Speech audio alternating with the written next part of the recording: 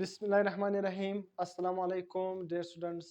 जिस तरह हमने इलेक्ट्रोमैग्नेटिज्म का चैप्टर स्टार्ट किया हुआ है तो उसका हम आज नेक्स्ट लेक्चर पढ़ने वाले हैं। आज नेक्स्ट लेक्चर क्या होगा? Ampere's law. एम्पेयर लॉ से रिलेटेड हम हर बेसिक पॉइंट, हर कॉम्प्लेक्स पॉइंट हम क्या करेंगे? डिस्कस करेंगे इंशाल्लाह। अगर आपने ये लेक्चर लास्ट तक देख लिया ना, एम्पेयर्स लॉ से रिलेटेड कोई भी ऐसा पॉइंट नहीं होगा जो क्या होगा? मिसिंग होगा, जो आपको कंफ्यूज करेगा। तो इसमें हम हर बेसिक पॉइंट, हर कॉम्प्लेक्स पॉइंट हम क्या करेंगे? डिस्कस करेंगे। दोनों साइड को कवर करेंगे, कॉम्प्लेक्स पॉइंट भी पढ़ेंगे, बेसिक्स पॉइंट भी क्या करेंगे? पढ़ेंगे, और साथ में इसका डेरिवेशन को भी क्या करेंगे? पढ़ेंगे। तो इसलिए अगर आप कोई भी मतलब अपने सेकेंड ईयर बोर्ड एग्जाम के लिए तैयारी कर रहे हो या कोई भी कॉम्पिटिटिव एग्जाम के लिए तैयारी कर रहे हो, तो ये दोनों के लिए क्या है? बेनिफिशियल है। दोनों साइड मतलब डुअल नेचर है। आप अपने बोर्ड एग्जाम की तैयारी के लिए भी देख सकते हो और साथ में अपने कॉम्पिटिटिव एग्जाम के लिए भी। सबसे पहले मैं लेक्चर को लिखता हूँ ताकि टाइम कम लगे, इसलिए ताकि इसको आप अच्छे तरीके से नोट भी कर सके। एक आपको वेल डिफाइंड नोट्स भी मिल रहे हैं, इसलिए ये नोट बहुत इंपॉर्टेंट है लास्ट दिनों में पढ़ने के लिए। बोर्ड एग्जाम करीब हो या कोई भी कॉम्पिटिटिव एग्जाम करीब हो तो उसको जल्दी आप पढ़ सकते हो। तो इसलिए काइंडली अगर आप चैनल पर नए हो तो चैनल को सब्सक्राइब कर देना, बेल आइकन की घंटी को पुश कर देना ताकि आपको तमाम आने वाली लेक्चर की नोटिफिकेशन मिल सके। लेक्चर को स्टार्ट करते हैं। आज हमारा क्या है? Ampere's law. एम्पेयर्स लॉ से रिलेटेड सबसे पहले हम बेसिक पॉइंट क्या करेंगे? पढ़ेंगे, बाद में उसका डेरिवेशन पढ़ेंगे, मतलब जो एम्पेयर्स लॉ का फार्मूला किस तरह था, किस तरह ड्राइव होता है। तो इसलिए सबसे पहले इसके कुछ बेसिक पॉइंट हम क्या करेंगे? पढ़ेंगे। 2 मिनट में मैं खुद सही या नहीं। तो एम्पेयर्स लॉ, अब एम्पेयर्स लॉ सिंपल क्या? सबसे पहले कुछ बेसिक पॉइंट कि एम्पेयर्स लॉ है क्या। सिंपल सबसे, magnetic field around a closed loop is proportional to the electric current. सबसे सिंपल, सबसे आसान डेफिनेशन एम्पेयर्स लॉ का ये, सबसे आसान स्टेटमेंट एम्पेयर्स लॉ का ये कि किसी भी कंडक्टर के अराउंड, मतलब magnetic field around a close loop, कोई भी क्लोज लूप बन रहा हो, ये आपके साथ एक कंडक्टर है। इसको हम डिटेल से पढ़ेंगे इसका डेरिवेशन, मगर मैं सिंपल ये आसान डेफिनेशन में कुछ की पॉइंट मैंने यहाँ पर लिखा है, फिर कुछ बैकग्राउंड इंफॉर्मेशन है, फिर बायवर्ट सेवर्ट लॉ है। ये है क्या, मतलब कुछ इंपॉर्टेंट बात। लेट सपोज इस कंडक्टर में से क्या गुजर रहा है? करंट। करंट ऊपर की तरफ, इस कंडक्टर में से क्या है? करंट ऊपर की तरफ जा रहा है। आपको मैंने पहले इंट्रोडक्शन के चैप्टर में पढ़ाया था, और force on current carrying conductor में भी मैंने आपको पढ़ाया था कि जब किसी भी कंडक्टर से करंट पास करता है तो उसके इर्द क्या प्रोड्यूस होती है? मैग्नेटिक फील्ड प्रोड्यूस होती है। क्या प्रोड्यूस होती है? मैग्नेटिक फील्ड प्रोड्यूस होती है। जब इस कंडक्टर में से करंट पास करेगा तो इसके इर्द गिर्द क्या होगी? इस तरह सर्कुलर फॉर्म में क्या प्रोड्यूस होगी? Magnetic field. तो जब सर्कुलर फॉर्म में एक मैग्नेटिक फील्ड प्रोड्यूस होगी तो आपके साथ एक क्लोज लूप बन गया। याद रखना, एम्पेयर्स लॉ क्या है? क्लोज लूप पर एप्लीकेबल है। जिस तरह गाउसियन लॉ हमने पढ़ा था, वो क्या है? क्लोज गाउसियन सरफेस हम क्या करते थे? वहां पर इमेजिन करते थे। तो एम्पेयर्स लॉ में भी हम एक क्लोज लूप इमेजिन करेंगे, जिसको हम क्या नाम देंगे? Amperian loop. तो एक क्लोज लूप कंसिडर करेंगे। तो यहाँ पर भी कह रहा है कि magnetic field around a close loop, ये क्लोज लूप बन रहा है, जो इसमें क्या है? मैग्नेटिक फील्ड लेट्स सपोज इस डायरेक्शन में क्या होगी? प्रोड्यूस होगी। तो जिस भी कंडक्टर से करंट पास करेगा तो उस करंट की मोमेंट की वजह से उस कंडक्टर के इर्द गिर्द क्या प्रोड्यूस होगी? Magnetic field. तो यहाँ पर जो magnetic field around the close loop, जो इस क्लोज लूप इस तरह बन रहा है मैग्नेटिक फील्ड का, तो ये मैग्नेटिक फील्ड क्या होगा? Proportional to the electric current. क्या मतलब है? जितना ज्यादा करंट इस कंडक्टर से पास होगा उतनी ज्यादा मैग्नेटिक फील्ड इसके इर्द गिर्द क्या होगी? प्रोड्यूस होगी। ये सबसे ज्यादा आसान स्टेटमेंट है एम्पेयर्स लॉ का। मतलब क्या होगा? Magnetic field around the close loop क्या होगा? Proportional to the electric current. मतलब ये एक, जिस कंडक्टर में से जितना भी करंट पास करेगा, अगर आप करंट का मैग्नीट्यूड को बढ़ा दोगे, पहले क्या है? सपोज इस कंडक्टर में से 10 एम्पेयर पास कर रहा था, मैग्नेटिक फील्ड हम अज्यूम करते हैं क्या है? 30 टेस्ला उस प्रोड्यूस होती है। मैग्नेटिक फील्ड हमने अज्यूम किया। अगर आपने करंट को क्या कर दिया? 30 से क्या कर दिया? 20 से 10 से क्या कर दिया? 20 एम्पेयर। तो मैग्नेटिक फील्ड क्या होगी? डबल होगी, प्रोपोर्शनल है। मैग्नेटिक फील्ड क्या होगी? 30 से क्या हो जाएगी? 60 टेस्ला। टेस्ला क्या है? मैग्नेटिक फील्ड का यूनिट है। तो एक बात आपको समझ आ गया कि एम्पेयर्स लॉ का सिंपल स्टेटमेंट है। एम्पेयर्स लॉ कहता क्या है कि जिस भी कंडक्टर में से अगर आप जो magnetic field around the close loop है, वो क्या है? डायरेक्ट रिलेशन है। वो क्या है? प्रोपोर्शनल है, मतलब वो डायरेक्ट रिलेशन है करंट के साथ। जितना ज्यादा करंट इस कंडक्टर में से पास करेगा उतनी ही ज्यादा इसके इर्द गिर्द क्या प्रोड्यूस होगी? मैग्नेटिक फील्ड प्रोड्यूस होगी। अगर आप करंट जितना कम करोगे, इसके इर्द गिर्द मैग्नेटिक फील्ड भी क्या होगी? उतनी कम होगी। ये फर्स्ट पॉइंट एम्पेयर्स लॉ ये कहता है। सेकंड पॉइंट क्या है? एम्पेयर्स लॉ किस चीज के बारे में रिलेशन देता है? बहुत important point. Ampere's law relates the magnetic field and current. ये आपके साथ क्या है? करंट इसके इर्द गिर्द सर्कल आ गया। ये क्या है? एम्पेयर लॉ किस चीजों के दरमियान रिलेशन देता है? एम्पेयर्स लॉ मैग्नेटिक फील्ड और करंट के दरमियान रिलेशन देता है। ये फार्मूले में भी मैं आपको बताऊंगा। Apply to the close loop, याद रखना एम्पेयर्स लॉ कहां पर एप्लीकेबल है? क्लोज लूप पर एप्लीकेबल है। तो हम सबसे पहले क्लोज लूप इमेजिन करते हैं, क्लोज लूप इमेजिन करते हैं, और उस क्लोज लूप को हम क्या नाम देते हैं? Amperian loop. तो इसलिए एम्पेयर लॉ कहां पर एप्लीकेबल है? क्लोज लूप पर एप्लीकेबल है। थर्ड पॉइंट क्या है, proportional relation between magnetic field and current. ये आपको मैंने अभी बता दिया कि मैग्नेटिक फील्ड और करंट में कौन सा रिलेशन है, डायरेक्ट रिलेशन है, प्रोपोर्शनल रिलेशन है। जितना ज्यादा करंट किसी भी कंडक्टर में से पास होगा उसके इर्द गिर्द उतनी ही ज्यादा मैग्नेटिक फील्ड प्रोड्यूस होगी। अगर आप कंडक्टर में से कम करंट पास करेगा तो उसके इर्द गिर्द कम मैग्नेटिक फील्ड प्रोड्यूस करेगी। ये बात थर्ड पॉइंट। जो नेक्स्ट पॉइंट क्या है, use to calculate the magnetic field around the conductor. इसको हम किस लिए यूज करते हैं, किसी भी कंडक्टर के इर्द गिर्द जब उससे करंट पास करता है तो उसके इर्द क्या प्रोड्यूस होती है, मैग्नेटिक फील्ड। तो उस मैग्नेटिक पॉइंट, किसी भी पॉइंट पर अगर आपने मैग्नेटिक फील्ड प्रोड्यूस क्या करना है, फाइंड करना है, प्रोड्यूस नहीं, फाइंड करना है अराउंड द कंडक्टर, तो उसके लिए हम क्या यूज करते हैं, एम्पेयर्स लॉ को यूज करते हैं। अब एम्पेयर्स लॉ का जो सिंपल है आपके साथ ये फार्मूला है, इसको हम बाद में ड्राइव करेंगे। मैंने सिंपल लिखा है कि summation of magnetic field dot change in length is equal to mu naught, आपके साथ क्या है, कांस्टेंट है, इनटू करंट। मतलब आपको यहाँ पर भी नजर आ रहा है the sum of the magnetic field component and the sum of the length, आप इन दोनों को क्या कर रहे हो, मल्टीप्लाई कर रहे हो। Sum of the all length, सही है, मतलब तमाम लेंथ के कंपोनेंट्स और multiply by the magnetic field component is equal to the current enclose. यहाँ पर ये जो करंट आ रहा है ये कौन सा करंट है, करंट इंक्लोज्ड। क्या मतलब है करंट इंक्लोज, मतलब इस लूप में से, मतलब यहाँ पर जो क्लोज लूप में से जो करंट पास कर रहा है ये करंट इंक्लोज है। तो इसलिए ये आपके साथ एम्पेयर्स लॉ का क्या है, डेरिवेशन है, मतलब ये क्या है आपके साथ मैथमेटिकल फॉर्म। इसको हम डिराइव भी करेंगे, पहले बेसिक रिलेशन को हम समझते हैं कि एम्पेयर्स लॉ कहता क्या है, बाद में डेरिवेशन हम करते हैं। तो सबसे पहले बेसिक इंफॉर्मेशन, ये एम्पेयर्स लॉ के बारे में कुछ बेसिक इंफॉर्मेशन। अब बायवर्ट स्वार्ट लॉ, स्वार्ट लॉ क्या है, बायवर्ट स्वार्ट लॉ। अब याद रखना ये बायवर्ट स्वार्ट लॉ ये क्या है, इसी लॉ को हम यूज करते हुए, इसी लॉ की डेरिवेशन को यूज करते हुए हम क्या डिराइव करते हैं, एम्पेयर्स लॉ डिराइव करते हैं। हालांकि हमारे बुक में डायरेक्ट क्या है, बायवर्ट स्वार्ट लॉ का क्या है, कोई भी जिक्र नहीं है। हालांकि मैंने इंट्रोडक्शन चैप्टर में भी ये रिलेशन बताया था कि मैग्नेटिक फील्ड का करंट के साथ डायरेक्ट रिलेशन है, मैग्नेटिक फील्ड का रेडियस के साथ इनवर्स रिलेशन है, सही है। ये मैंने आपको वहां पर भी बताया। यहां पर ये जो डेरिवेशन है जो हम कर रहे हैं ना, मैग्नेटिक फील्ड का करंट के साथ डायरेक्ट रिलेशन, मैग्नेटिक फील्ड का रेडियस के साथ मतलब डिस्टेंस के साथ कौन सा रिलेशन, इनवर्स रिलेशन। अगर आप इन दोनों इक्वेशन को कंपेयर करोगे तो आपके साथ ये लॉ बनता है।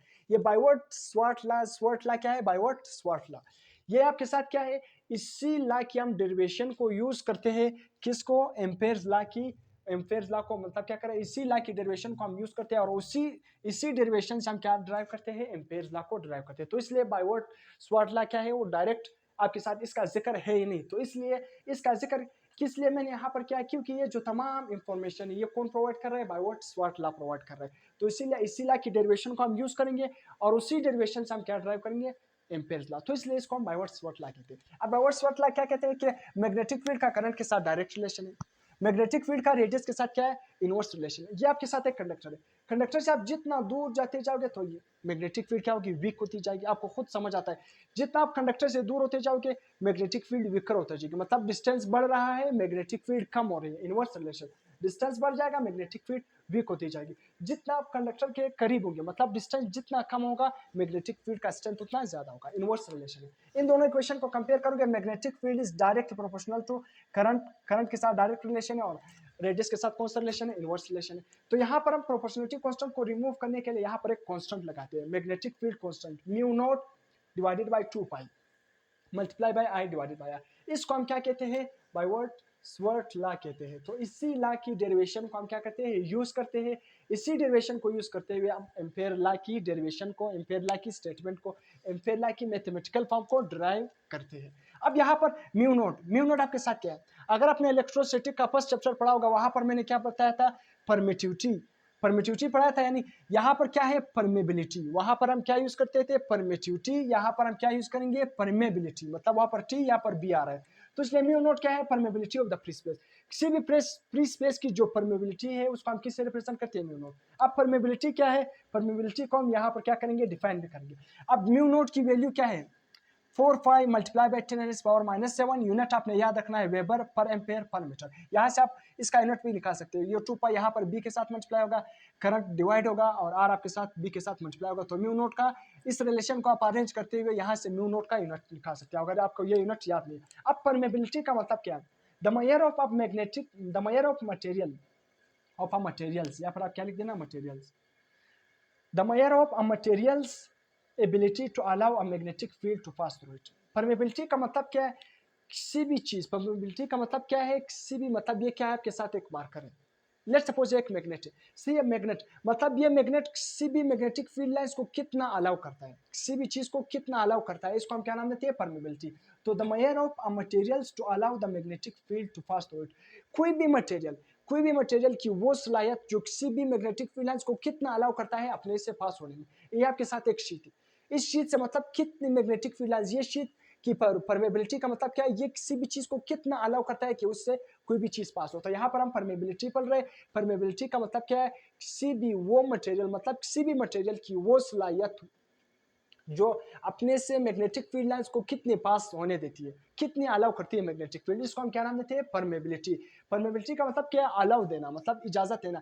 कोई भी चीज जो अपने अंदर से मैग्नेटिक फील्ड लाइन को अलाउ करती है पास होने के लिए, उसको हम क्या नाम देते हैं, परमेबिलिटी। अब यहाँ पर फेडरल बुक के साइड पर एक इंफॉर्मेशन दिया हुआ है, रिलेटिव परमिटिविटी, परमिटिविटी नहीं, रिलेटिव परमेबिलिटी। जिस तरह इलेक्ट्रोस्टैटिक में हमने पढ़ा था रिलेटिव परमिटिविटी, यहाँ पर हम क्या पढ़ेंगे, रिलेटिव परमेबिलिटी। रिलेटिव परमेबिलिटी को हम म्यू आर से रिप्रेजेंट करते हैं, permittivity of the medium divided by absolute ये क्या है, सॉरी परमिटिविटी में बोल रहा हूँ, ये permeability of the medium divided by permeability of the free space. अब यहाँ पर रिलेटिव परमिटिविटी का मतलब क्या है, रिलेट, एक दूसरे के हिसाब से। याद रखना, मैंने उसी चैप्टर इलेक्ट्रोस्टैटिक के चैप्टर में बताया था कि रिलेटिव परमिटिविटी का मतलब क्या है, हम सिंपल वैक्यूम की permeability of the free space, free space का मतलब क्या है, वैक्यूम के फ्री स्पेस मैग्नेटिक फील्ड को कितना अलाउ करता है अपने से पास होने में। तो हम सिंपल क्या करते हैं, फ्री स्पेस की परमेबिलिटी को याद करते हैं, उसी परमेबिलिटी के मुताबिक हम किसी भी मीडियम, वाटर हो गया, मरकरी हो गया, कोई भी लिक्विड है ना, उसी की परमेबिलिटी से हम कंपेयर करते हैं। मतलब ये फ्री स्पेस की परमेबिलिटी ये है, तो हम क्या करेंगे, हम कहते हैं कि वाटर की परमेबिलिटी फ्री स्पेस से 2 गुना ज्यादा है या 2 गुना कम है। मरकरी की परमेबिलिटी मतलब अपने अंदर से पास होने में कि वो अपने से मैग्नेटिक फील्ड लाइन को कितना पास करता है, मतलब हम कहते हैं कि उसकी जो परमेबिलिटी है वो वाटर से, मतलब परमेबिलिटी है वो फ्री स्पेस से 10 गुना ज्यादा है या 10 गुना कम है या 2 गुना ज्यादा है या 2 गुना कम है। तो इसीलिए रिलेटिव परमिटिविटी का मतलब क्या है, परमेबिलिटी, परमिटिविटी नहीं, रिलेटिव परमेबिलिटी का मतलब क्या है, फ्री स्पेस की परमेबिलिटी से कंपेयर करके बताना। तो इसलिए ये हमारे लिए क्या है, एक आसान बात है। हम क्या है, तमाम परमेबिलिटी की वैल्यू को याद नहीं करते, सिंपल हम क्या करते हैं, परमेबिलिटी और फ्री स्पेस के साथ कंपेयर करते हैं कि मरकरी की जो परमेबिलिटी है वो फ्री स्पेस से इतनी ज्यादा है, इतनी कम है, सॉलिड की इतनी ज्यादा है, इतनी कम है, या लिक्विड की, मतलब इस तरह कंपेयर करके बताते हैं। तो इसलिए रिलेटिव परमेबिलिटी का फायदा है। तो ये क्या है, relative permeability is the ratio of the permittivity of a medium divided by permeability of a medium divided by permeability of a free space. अब इसके बाद क्या है, ग्राउंड इंफॉर्मेशन, बैकग्राउंड, सॉरी मैंने कहा ग्राउंड इंफॉर्मेशन नहीं, बैकग्राउंड इंफॉर्मेशन। बैकग्राउंड इंफॉर्मेशन का मतलब क्या है, इसका कुछ पस समझना, मतलब जो एम्पेयर्स लॉ है ना, वो मैंने आपको बता दिया, मैंने आपको पहले बताया मैग्नेटिक फील्ड, मैंने मैग्नेटिक फ्लक्स आपको समझाया था, मैंने बताया। अगर आपने इलेक्ट्रोस्टैटिक फर्स्ट चैप्टर में अगर आपने इलेक्ट्रिक फ्लक्स डिटेल से मैंने लेक्चर देखा होगा, तो आपके लिए मैग्नेटिक फ्लक्स बिल्कुल आसान है। वहां पर हम इलेक्ट्रिक फील्ड लाइंस को पढ़ लेते हैं, किसी भी एरिया से इलेक्ट्रिक फील्ड लाइन का गुजर जाना, उसको हम क्या नाम देते हैं, इलेक्ट्रिक फ्लक्स। अब मैग्नेटिक फ्लक्स का मतलब क्या है, किसी भी एरिया से मैग्नेटिक फील्ड लाइंस का गुजर जाना, वो मैग्नेटिक फ्लक्स है। तो दोनों क्या है, एक में मैग्नेटिक फील्ड है, एक में इलेक्ट्रिक फील्ड है। तो इसी तरह बैकग्राउंड इंफॉर्मेशन, जिस तरह हम गाजेस लॉ को यूज करते हैं किसको फाइंड करने के लिए, इलेक्ट्रिक फील्ड को फाइंड करने के लिए। अगर आपने मैंने लेक्चर गाजेस लॉ का देखा होगा, तो वहां पर मैंने बताया कि गाजेस लॉ को हम किस लिए यूज करते हैं, गाजेस लॉ को हम यूज करते हैं इलेक्ट्रिक फील्ड को फाइंड करना। किसी भी क्लोज सरफेस में, जब वहां पर हम एक क्लोज सरफेस इमेजिन करते हैं, और उस क्लोज सरफेस को हम क्या नाम देते हैं, गाजियन सरफेस। तो एक क्लोज सरफेस हम इमेजिन करते हैं, वहां पर हमने इलेक्ट्रिक फील्ड को फाइंड करने के लिए हम कौन सा लॉ यूज करते हैं, गाजेस लॉ को यूज करते हैं। इसी तरह एक क्लोज सरफेस आप इमेजिन कर देना, जिसको हम क्या कहते हैं, एम्पीरियन सरफेस। तो एम्पेरियल सरफेस को हम क्या करेंगे, इमेजिन करेंगे, और एम्पेयर लॉ की मदद से हम मैग्नेटिक फील्ड को फाइंड करेंगे। तो क्या हो गया, गाजिस लॉ को यूज करते हुए हम इलेक्ट्रिक फील्ड फाइंड करते हैं किसी भी क्लोज सरफेस में, जिसको हम गाजियन सरफेस कहते हैं। और एम्पेयर लॉ क्या है, एम्पेयर लॉ को हम यूज करते हैं क्लोज लूप, एम्पेरियन लूप को के अंदर हम क्या करते हैं, मैग्नेटिक फील्ड किसी भी पॉइंट पर फाइंड करते हैं। तो दोनों में सिमिलरिटी क्या है कि गाजिस लॉ को यूज करते हुए हम इलेक्ट्रिक फील्ड फाइंड करते हैं क्लोज लूप में, एम्पेयर लॉ को हम यूज करते हुए क्या है, किसी भी क्लोज लूप में हम क्या करते हैं, मैग्नेटिक फील्ड को फाइंड करते हैं। तो दोनों में क्या है, सिमिलरिटी है। अब यहाँ पर Biot Savart law is used to determine the magnetic field. अब बाइवर्ट्सवर्थ लॉ मैंने क्या बताया कि ये इसका डायरेक्ट जिक्र आपके बुक में नहीं है। इसका जिक्र क्यों हम कर रहे हैं, क्योंकि इसलिए कर रहे हैं कि इसी की डेरिवेशन, इसी की मैथमेटिकल फॉर्म को हम यूज करते हैं, और इसी मैथमेटिकल फॉर्म से हम क्या डिराइव करते हैं, एम्पेयर्स लॉ को डिराइव करते हैं। तो यहाँ पर इसलिए मैं कह रहा हूँ कि बाइवर्ट्सवर्थ लॉ को हम किस लिए यूज करते हैं, मैग्नेटिक फील्ड को डिटरमाइन के लिए। Around the straight current carrying conductor. एक करंट कैरिंग कंडक्टर है ना, उसके इर्द गिर्द जो मैग्नेटिक फील्ड प्रोड्यूस हो रही है, एक स्ट्रेट करंट कैरिंग कंडक्टर है, तो वहां पर हम क्या करते हैं, उसके इर्द गिर्द जो मैग्नेटिक फील्ड यहाँ पर जो मैंने बनाया है करंट कैरिंग कंडक्टर है, उसमें से करंट ऊपर की तरफ पास कर रहा है, उसके इर्द गिर्द मैग्नेटिक फील्ड प्रोड्यूस होगी। किसी भी पॉइंट पर अगर आपने लेट सपोज इस पॉइंट पर बी मालूम करना है या किसी भी पॉइंट पर मैग्नेटिक फील्ड आपने फाइंड करना है, तो इसके लिए हम क्या यूज करते हैं, बायवर्ट्स लॉ। ये अब एम्पेयर लॉ, फिर बायवर्ट्स लॉ और एम्पेयर लॉ में फर्क क्या है, तो इसमें फर्क ये है कि Ampere law is used to determine the magnetic field around solenoid plus toroid. मतलब मैग्नेटिक जो एम्पेयर लॉ है वो भी किसके लिए यूज होता है, मैग्नेटिक फील्ड को डिटरमाइन करने के लिए। मैग्नेटिक किसके लिए डिटरमाइन करना, मतलब अगर आप एक क्या लेते हो, सोलेनोइड का मतलब क्या है, सोलेनोइड का मतलब क्या है, जब एक कंडक्टर लेते हो, एक मेटल रॉड लेते हो, उसके इर्द गिर्द क्या करते हो, कॉपर वायर को राउंड कर, वो क्या करते हो, उसके इर्द गिर्द लपेट देते हो, तो उसको हम क्या नाम देते हैं, उसको हम उससे क्या बन जाता है, एक सोलेनोइड बन जाता है। तो अगर आप सोलेनोइड के इर्द गिर्द मतलब तो उतना ज्यादा अपने वायर क्या किया, एक कंडक्टर ले लिया, उसके इर्द गिर्द आपने क्या किया, एक वायर को रेप कर दिया, उसके इर्द गिर्द लपेट दिया, तो इस उसके इर्द गिर्द या एक आपने टोरॉइड ले लिया, एक सर्कुलर लूप ले लिया, सर्कुलर मेटल ले लिया, उसके इर्द गिर्द आपने वायर इस तरह क्या कर दिया, ये आपके साथ क्या है, एक टोरॉइड है। टोरॉइड का मतलब क्या, अगर आप इस तरह से क्या करते हो, वायर को लपेट देते हो। ये क्या है, सिन बुक में टोरॉइड का क्या है, जिक्र है, सिन बुक में टोरॉइड का जिक्र है। अगर आप इसके इर्द मैग्नेटिक फील्ड को फाइंड करते हो, या क्या लेट सपोज आपने एक मेटल ले लिया, से ये मेटल, उसके इर्द इस तरह क्या है, इस तरह आपके साथ क्या है, वायर आपने रेप किया है, उसके इर्द लपेट किया है, इसलिए वायर उसके इर्द क्या है, अराउंड इस तरह आपके लपेट कर दिया है। इसके इर्द अगर आपने मैग्नेटिक फील्ड किसी भी पॉइंट पर पॉइंट करना हो, या इसके इर्द मैग्नेटिक फील्ड किसी भी पॉइंट पर पॉइंट करना हो, तो एक किस्म का क्या कह सकते हो, कॉम्प्लेक्स केसेस है। तो इसके लिए हम क्या यूज करते हैं, एम्पेयर्स लॉ को यूज करते हैं, मगर एम्पेयर्स लॉ को हम सिंपल इस के लिए भी यूज करते हैं, मगर एम्पेयर्स लॉ याद रखना, एम्पेयर्स लॉ हम बेसिकली इस कॉम्प्लेक्स केसेस के लिए यूज करते हैं, मैग्नेटिक फील्ड को डिटरमाइन करने के लिए, किसी भी पॉइंट पर मैग्नेटिक फील्ड को डिटरमाइन करने के लिए। तो यहाँ तक आप इसको नोट कर सकते हो, इसके बाद हम इसके नेक्स्ट पॉइंट क्या करेंगे, डिस्कस करेंगे। तो इसको आप नोट कर सकते हो, फिर हम नेक्स्ट पॉइंट डिस्कस करेंगे। लूप कंसीडर करेंगे, क्या कंसीडर करेंगे, एक क्लोज लूप। और वो क्लोज लूप क्या होना चाहिए, मतलब सर्कुलर। सर्कुलर का मतलब क्या है, 2D होना चाहिए, सही है, 3D नहीं। क्यों 3D नहीं, क्योंकि जो मैग्नेटिक फील्ड लाइंस प्रोड्यूस है वो इस तरह कंसंट्रिक सर्कल में प्रोड्यूस हो रही है, दो एंगल में प्रोड्यूस हो रही है, सही है। ऊपर की तरफ मतलब आप नहीं कह सकते हो कि ये 3D प्रोड्यूस, जिस तरह एक्स एक्स वाई एक्सिस, ये आपके साथ एक्स एक्सिस और ये आपके साथ क्या है, जी एक्सिस। मतलब ये मैग्नेटिक फील्ड क्या है, सिर्फ दो एक्सिस में प्रोड्यूस हो रही है, ये जेड एक्सिस में प्रोड्यूस नहीं हो रही। जेड एक्सिस का मतलब क्या है, अपवर्ड ये प्रोड्यूस नहीं हो रही, आउट ऑफ द प्लेन ये प्रोड्यूस नहीं हो रही। ये क्या है, इस तरह कंसंट्रिक सर्कल में प्रोड्यूस हो रही है, ये 2D एंगल में प्रोड्यूस हो रही है। जिस तरह हमने गाउसियन सरफेस में क्या, कौन सा सरफेस इमेजिन किया था, 3D गाउसियन सरफेस, जिसको हमने क्या नाम दिया था, गाउसियन सरफेस। ये गाउसियन सरफेस हमने नाम दिया था उसको, और वो कौन सा था, 3D। जिस तरह आप एक स्फीयर को कंसीडर करते हैं और उसके अंदर क्या रखते हो, चार्ज रखते हो, फिर किसी भी पॉइंट पर आपने इलेक्ट्रिक फील्ड फाइंड करना हो, तो हमने क्या यूज किया था, गाजेस लॉ। अब एम्पेयर लॉ को भी उसी तरह हम यूज करेंगे, उसी तरह सिंपल मैग्नेटिक फील्ड का कैलकुलेट करने के लिए किसी भी पॉइंट पर, मगर यहाँ पर आपने भी क्लोज लूप इमेजिन करना है। मगर वो क्लोज लूप क्या होनी चाहिए, 2D होना चाहिए। क्या होना चाहिए, 2D। 2D का मतलब क्या है, एक सर्कुलर क्लोज लूप होना चाहिए, जिसको हम क्या नाम देंगे, एम्पेरियन लूप कहेंगे, सही है, एम्पेरियन लूप का नाम देंगे। तो याद रखना, यहाँ पर 3D आपने इमेजिन नहीं करना है। अगर आप 3D क्लोज सरफेस इमेजिन करोगे तो वो क्या हो जाएगा, गलत, क्योंकि मैग्नेटिक फील्ड लाइन 2D में प्रोड्यूस हो रही है। वो क्या है, जेड एक्सिस, मतलब क्या आप कह सकते हो, जेड एक्सिस में प्रोड्यूस नहीं हो रही है, 3D सरफेस में प्रोड्यूस नहीं हो रही है, तो इसलिए 2 सरफेस में कंसंट्रिक सर्कल में प्रोड्यूस हो रही है। जबकि इलेक्ट्रिक फील्ड लाइंस आपने देखा था, इलेक्ट्रिक फील्ड अगर आप एक इसको चार्ज कंसिडर करते हो, तो इसके इर्द गिर्द आस पास चारों स्पेस, मतलब 3D स्पेस में अगर आप एक स्फीयर को कंसिडर करते हो, तो उसके इर्द गिर्द अगर आप अंदर चार्ज रखते हो, तो वो क्या करता है, चार्ज के इर्द गिर्द चारों सरफेस, मतलब हर डायरेक्शन में, 3D डायरेक्शन में, एक्स वाई जी तीनों डायरेक्शन में, उसके इर्द गिर्द क्या निकल रहा है, उससे इलेक्ट्रिक फील्ड लाइन निकल रही होती है चार्ज से। मगर गाउसियन सरफेस में कंडक्टर के इर्द गिर्द जो मैग्नेटिक फील्ड लाइन प्रोड्यूस होती है वो 2D होती है, सही है। तो इसलिए वो क्या है, सिर्फ 2 एक्सिस में प्रोड्यूस होती है। और यहाँ पर अपने जो क्लोज लूप कंसिडर करना है, वो भी क्या होना चाहिए, 2D होना चाहिए। अब क्लोज लूप का मतलब क्या है, आप अक्सर वो कहते हो कोई में क्लोज लूप, कोई भी क्लोज लूप का मतलब क्या है, 2D क्लोज लूप। यहाँ पर कोई कंडीशन नहीं दिया है कि आपने सर्कुलर कंसिडर करना है, कोई भी हो सकता है, सर्कुलर भी हो सकता है, आप कह सकते हो रेक्टेंगल भी हो सकता है, रेक्टेंगुलर भी हो सकता है, सही है, स्क्वायर भी हो सकता है। तो इसलिए आपके साथ जो क्लोज लूप क्या है, वो स्क्वायर भी आप कंसिडर कर सकते हो, रेक्टेंगल भी आप इस तरह कंसिडर कर सकते हो, सही है, स्क्वायर, रेक्टेंगल, सर्कुलर किसी तरह भी आप इमेजिन कर सकते हो, एक्सेप्ट 3D आपने नहीं लेना है, क्योंकि मैग्नेटिक फील्ड लाइन 3D में नहीं प्रोड्यूस हो रही, 2 एक्सिस में प्रोड्यूस हो रही है।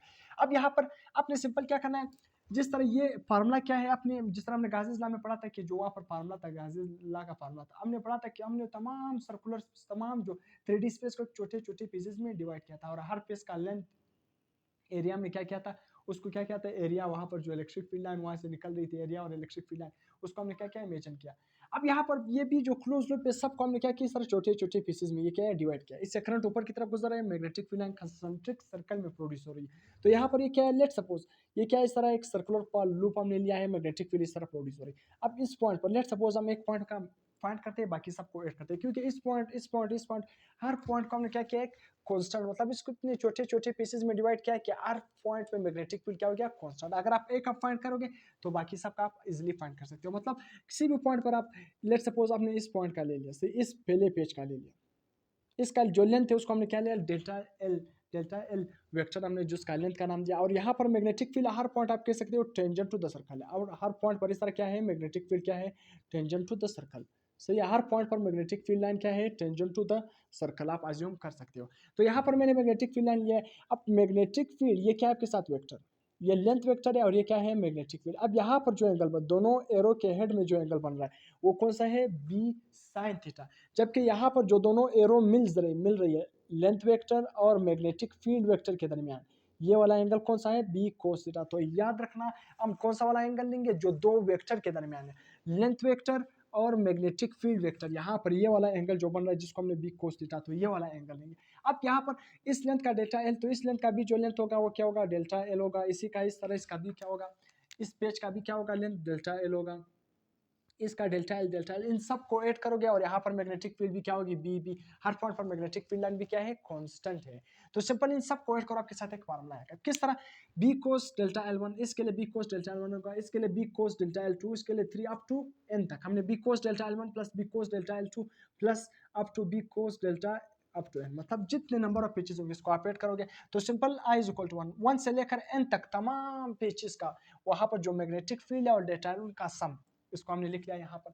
सिंपल आप कह सकते हो, क्या कह सकते हो कि ये अल्लाह किसकी इक्वल है, कि emission of magnetic field vector into length vector, इन दोनों का अगर आप ऐड करोगे, सही है, तो आपके साथ क्या आएगा कि B vector into length vector, मतलब the dot product of magnetic field vector, the sum of the dot, मतलब सिंपल है the sum of the magnetic field vector and the sum of all length vector. अब इन दोनों का क्या लो, dot product लो और तमाम इसका जो लेंथ वेक्टर और मैग्नेटिक फील्ड वेक्टर इन तमाम को सम कर दो, आपके साथ किसके इक्वल आएगा, म्यू नोट, आपके साथ एक कांस्टेंट है to the current enclose. Current enclose का मतलब क्या है, जो इस पेज में जो भी करंट इंक्लोज है, इस क्लोज लूप में जो करंट आ रहा है उसके इक्वल होगा। अब ये आपके साथ क्या गया, एम्पेयर्स लॉ। अब इसको एक और फॉर्म में भी आसान से देख सकते हो, किस तरह कि इस summation of magnetic field into length vector is equal to mu naught current equals. अब ये पॉइंट किस तरह इस पॉइंट की इक्वल आएगा, अब इसको हम थोड़ा और आसान करके समझे थोड़ा, और यहाँ पर मैं आपको करके बताता हूँ। ये आपके डेरिवेशन कंप्लीट हो गया। अब आप देखते हो कि जो मैग्नेटिक फील्ड वेव और साथ में लेंथ वेक्टर ये किस तरह इस करंट इनक्लोज और म्यू नॉट के इक्वल आएगी। आपको पता है कि मैंने बायवर्ट्स लॉ बताया था कि जो बायवर्ट्स लॉ का वहाँ पर magnetic field is equal to mu naught I divided by 2πr, सही है। अब यहाँ पर मैं आपको बताता हूँ म्यू नोट बी की वैल्यू ये है, या के साथ बी है, या के साथ क्या है, बी मैग्नेटिक फील्ड की value.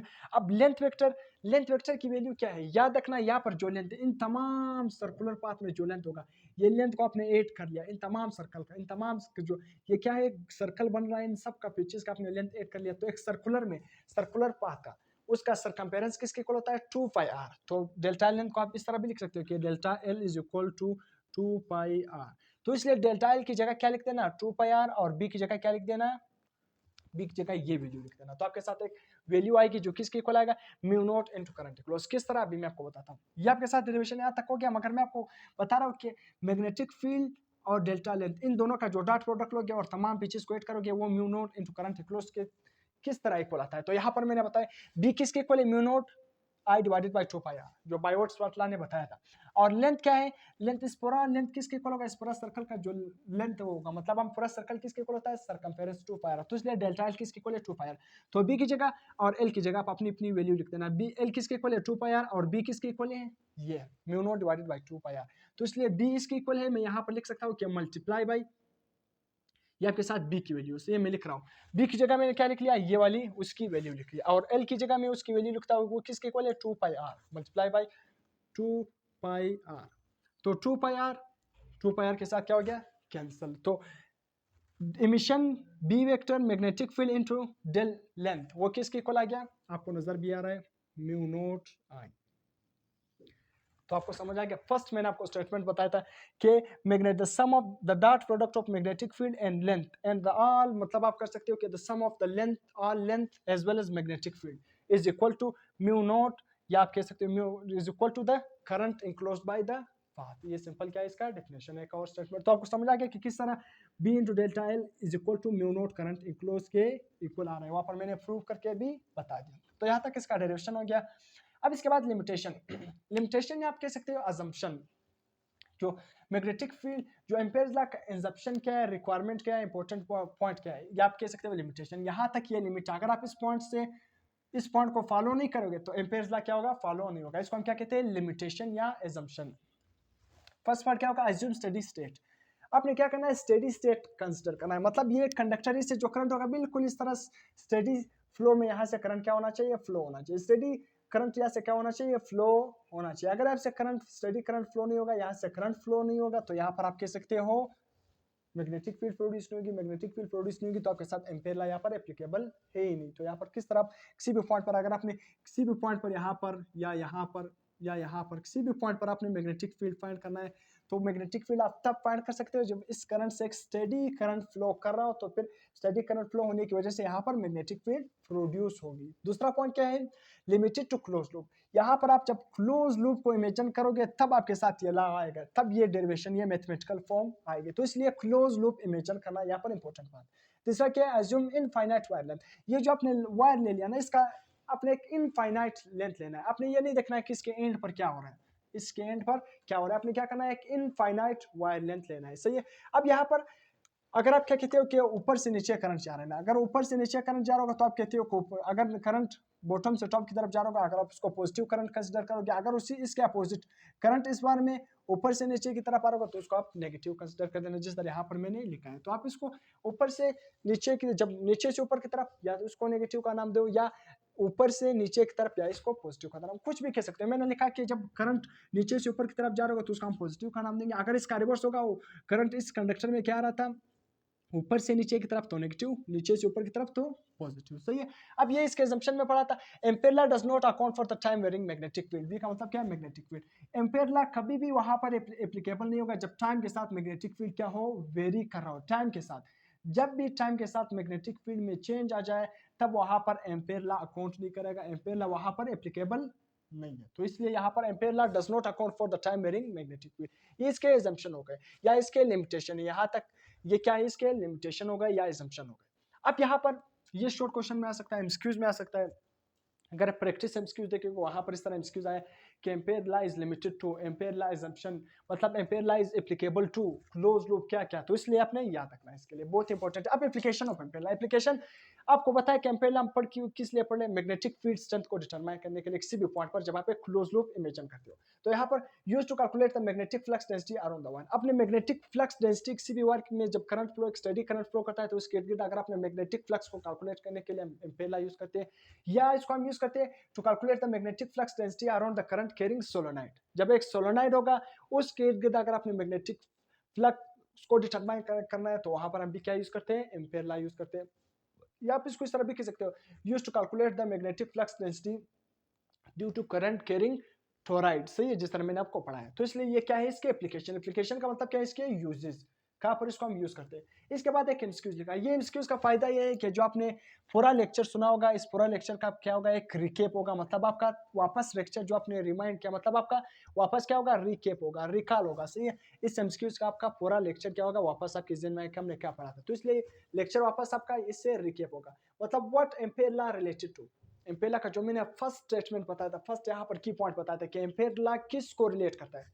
Number 1 electric field, number B magnetic field, number C current. D में क्या लिखा है, B and C, magnetic field और करंट। आपको नजर भी आ रहा है कि मैग्नेट एम्पेयर्स लॉ किसके दरमियान रिलेशन देता है, करंट इंक्लोज्ड और मैग्नेटिक फील्ड के दरमियान रिलेशन देता है। तो इसलिए आपके साथ ऑप्शन कौन सा करेक्ट होगा, बी। और मैग्नेटिक फील्ड और करंट के दरमियान प्रोपोर्शनल रिलेशन है, डायरेक्ट रिलेशन है, ये भी आपको पता है। अब दूसरा एमसीक्यू क्या लिखा है, how does Ampere law relates to the Biot Savart law, मतलब किस तरह जो एम्पेयर्स लॉ है वो बायवर्ड्सवर्थ लॉ के साथ रिलेट कर रहे हैं। अब फर्स्ट ऑप्शन निकाल के दे आर इक्विवेलेंट, दोनों क्या है सेम। बी में क्या लिखा है एम्पेयर्स लॉ स्पेशल केस, मतलब ये आप कह सकते हो कि एम्पेयर लॉ का एक स्पेशल केस है। बायवर्ड्सवर्थ लॉ क्या है, एम्पेयर लॉ का एक स्पेशल केस। थर्ड में क्या लिखा है Biot Savart law is a special case, Biot Savart law एक स्पेशल केस है। डी में क्या है आर। याद रखना जो आपके साथ how does Ampere law relate to the, मतलब एम्पेयर लॉ का क्या रिलेशन है बायवर्ड्सवर्थ लॉ का। याद रखना जो एम्पेयर लॉ है वो क्या है, एम्पेयर लॉ का एक स्पेशल केस है। तो आप अपने नोट्स में शामिल कर सकते हो। बायवर्ड्सवर्थ लॉ के रिलेटेड एक और इंफॉर्मेशन आ गया कि बायवर्ड्सवर्थ लॉ क्या है, वो क्या है एक एम्पेयर लॉ का स्पेशल केस है। एम्पेयर लॉ का क्या है स्पेशल केस, इसका बी ऑप्शन करेक्ट है। इसका कौन सा ऑप्शन करेक्ट है, बी ऑप्शन। तो इसलिए अगर कोई आपसे पूछे व्हाट इज बायवर्ड्सवर्थ लॉ, आसान अल्फाज में तो आप कह सकते हो एम्पेयर लॉ का स्पेशल केस को हम क्या नाम देते हैं, बायवर्ड्सवर्थ लॉ। तो इसलिए ये एमसीक्यू में आता है। तो बायवर्ड्सवर्थ लॉ क्या है, एम्पेयर लॉ का स्पेशल केस है। ये अपने नोट्स में लिख देना, इंपॉर्टेंट पॉइंट है। अब यहाँ पर आप एम्पेयर लॉ से रिलेटेड हमने हर पॉइंट क्या कर लिया, डिस्कस कर लिया। अगर फिर भी कोई पॉइंट मिसिंग हो तो आप कमेंट सेक्शन में पूछ सकते हो। अगर लेक्चर पसंद आ गया काइंडली चैनल को सब्सक्राइब कर देना है, एक कमेंट कर देना है और दोस्तों के साथ शेयर कर देना है। टिल देन अल्लाह हाफिज।